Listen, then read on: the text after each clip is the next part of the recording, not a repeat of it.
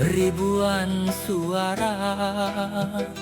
Kau melangkah tanpa gentar, bukan karena ingin dipuja, tapi karena hati bicara.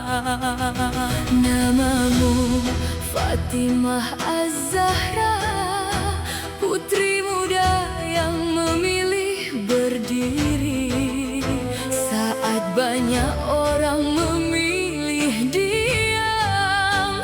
Kau berani menyuarakan hati. Biar air mata jatuh di wajahmu, takkan padam api di dadamu. Fatimah, Teruslah berdiri walau badai datang menghampiri. Kau bukan sekadar seorang perempuan, kau suara dari keberanian.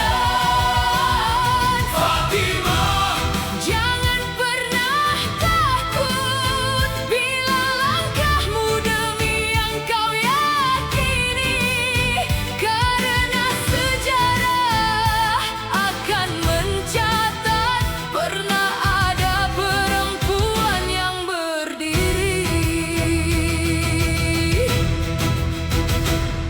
kau bawa suara anak negeri di antara riuh dan janji.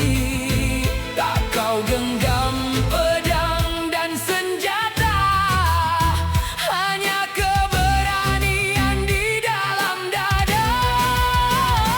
Bila langkahmu terasa berat, ingatlah mereka yang berharap bahwa negeri ini masih punya anak muda yang berani berkata.